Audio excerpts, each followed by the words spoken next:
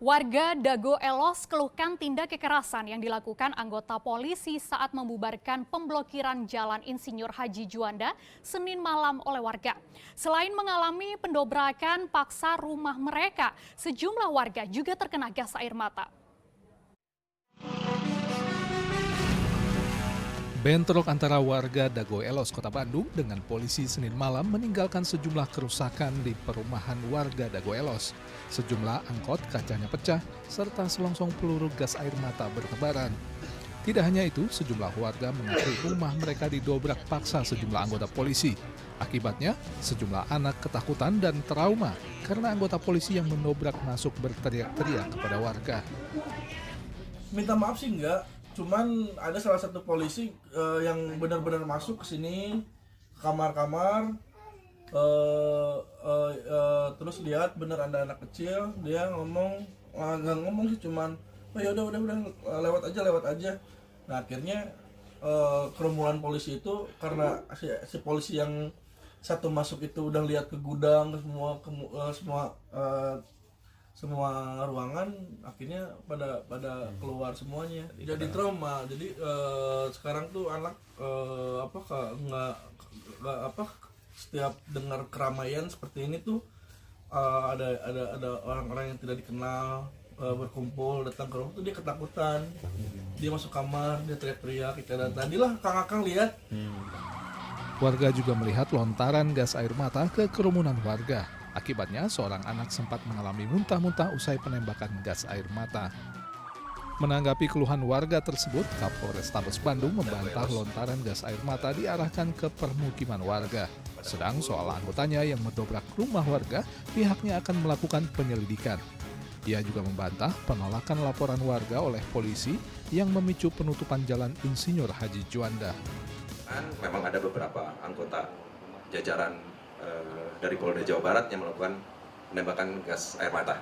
Kalau untuk gas air mata sendiri ini memang diarahkan ke pemukiman dan alasannya apa? Oh tidak, semua sudah aman. Kita kirimnya, kita hanya kepada di jalan raya saja tersebut. Tidak ada yang ditembak ke pemukiman sama sekali. Semua dilakukan kepada jalan untuk membuka jalan saja. Dan dari situ kita amankan 4 orang yang melakukan tindakan tersebut. Kalau mengenai pendobrakan rumah warga itu benar dilakukan oleh polisi? Ya, nanti kami akan telusuri kembali, karena kalau kami memang fokus kemarin pada pembukaan jalan tersebut. Jika memang ada anggota yang nanti akan memasuki rumah-rumah dan lain, nanti kami akan pelajari kembali. Pada saat pelaksanaan kita penindakan itu adalah kepada kelompok yang anarkis. Sekali lagi, kita telah mengamankan kelompok pelaku-pelaku yang melakukan anarkis di Polrestabes. Kita telah amankan 7 orang. Dan dari 4 orang telah terbukti pelakuan anarkis dan bukan warga tersebut, bukan warga di wilayah tersebut. Mereka berkomplain ataupun kecewa melakukan pembakaran karena tadinya ada laporan yang menurut versi dari pihak masyarakat ditolak oleh jajaran Polrestabes. Maka dari itu kami sudah jelaskan bahwa kami jajaran Polrestabes Bandung tidak menolak. Bahkan pada saat yang bersangkutan datang ke Polrestabes, baik itu pihak pengacara dan pihak warga, diterima langsung oleh Kasat Reskrim dan dilakukan berita acara wawancara. Sehari setelah kejadian, Selasa malam sejumlah perwakilan warga Dago Elos, Kota Bandung mendatangi sentra pelayanan kepolisian terpadu Polda Jawa Barat. Kedatangan warga untuk menyerahkan dokumen dan bukti terkait sengketa lahan warga Dago Elos dengan ahli waris keluarga Muller dan pengembang PT Dago Intigraha. Alhamdulillah pada malam ini laporan kami diterima dengan baik oleh Polda Jabar. Bukti-bukti yang baru ada barangkali disertakan. Berapa dokumen gitu Pak yang diserahkan? Ada beberapa. Ya.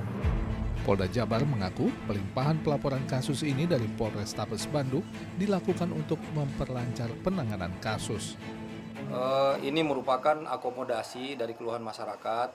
Kita berupaya untuk bisa mengakomodir kepentingan masyarakat, sehingga kita menarik laporan yang sini agar bisa ditangani lebih luas. Nanti ini bersama-sama dengan Polrestabes juga tetap terlibat dalam tim yang dibentuk ini.